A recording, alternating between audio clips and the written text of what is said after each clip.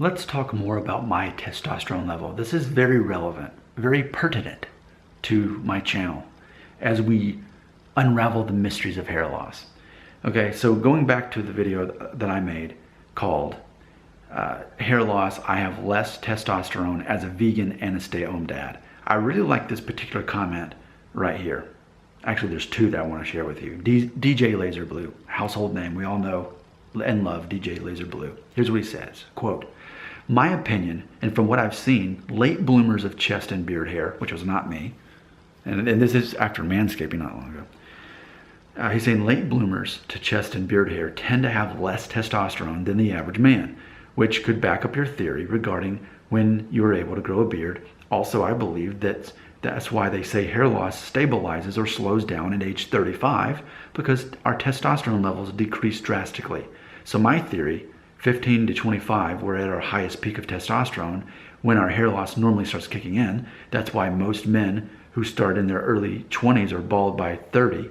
25 to 35, testosterone starts to decrease, slowing hair loss, also meaning what you have at age 35, you will hold on to for a good number of years. 35 onwards, our testosterone is at the lowest, hence why the hair loss slows down considerably.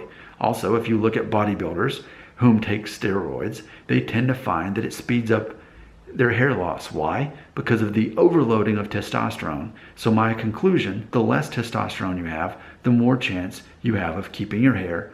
The less you have means the less DHT converted in your body, and we all know that DHT causes hair loss. Peace, end quote. So much wisdom, so much intelligence, and I believe every word that he just said. I believe that's all very true. You need to put it in perspective. Okay, in April, like 2 months from now, 2.5 months from now, I'll turn 37. So I've already reached my age 35. I always talk about how much hair you have by 35. If you're Norwood 3 or worse, is a sign by age 35 that you're going to be losing your hair most of your life. Now that we've established I'm Norwood 2.5 vertex, if anything, it's implying that I may continue having some thin hair and maybe a little bit more recession, but ultimately, I'm going to be the guy that still has his hair most of his life, at least for the next couple of decades. You know, maybe like Jerry Seinfeld, who's now in his 60s. Yeah, he's still got hair up there, but he's noticeably balding at this point. But if you make it to your 60s at that point, then obviously you're not going to be a guy who's worrying about that. So a lot of good points in here about the age 35 and the thing about testosterone. And I have read studies that stay-at-home dads have less testosterone, which I am. I have read that even once you become a father, your testosterone lowers as you become better at, taking care of kids. I've read that and I believe that. So it is interesting. I became a dad at age 29 and a half. I first noticed my thinning and going towards Norwood 2.5 at age 30. So it's interesting, the intersection of things that have happened to me, because right before I turned 30, I became a dad. I also around that time started noticing this change. And then about a year and a half later, I became a vegan, which let's talk about that, because I believe the very next comment is our great friend Maxwell Smart, who secretly lives undercover in a government protection program in Germany. Maxwell Smart, he said this, quote, "Being vegan," which you all know that as of March 6th of this year, so like a month from now, we'll make 5 years I've been vegan. He says, quote, "Being vegan means that you are ingesting neither estrogen nor testosterone from animal sources. I think this could have a definite impact on hair loss. The hormones are the ones your body produces naturally. LOL, Chewbacca and the oversized testicles kind of fit together. Didn't Chewie have an uncommon swag when he walked?" End quote. I can't not agree with everything he just said in this thing. So let's tie this together, okay? I definitely believe that your DNA predicts when you're going to go bald. And that's why I think we can go back to age 1 photos and combine that largely with whether you grow a full beard by the time you're 18.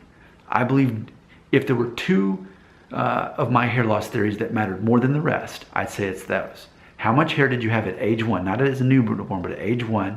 That's you at age 35. Combined with, did you grow a full, thick, connected beard by age 18? I think those are the ways to determine it. If you had the full beard by age 18, you are more likely to go bald. And then the photo at age 1 is a good indication. And even in my case, we can really say that I was about a Norwood 2.5. Even though I had longer hair, you could tell that my hairline went back. But I also had the beard. So like I'm kind of right in the middle of all that. I've got just enough, I got my foot in the door just in time to be the guy that's not going to be balding most of my life.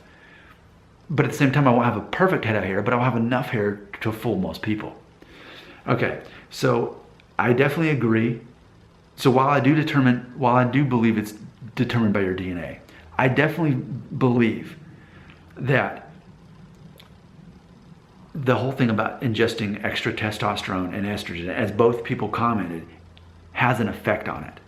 So consider a man who has not consumed testosterone from an animal or estrogen from an animal in 5 years. Imagine how that could change things when it comes to any, progression of hair loss.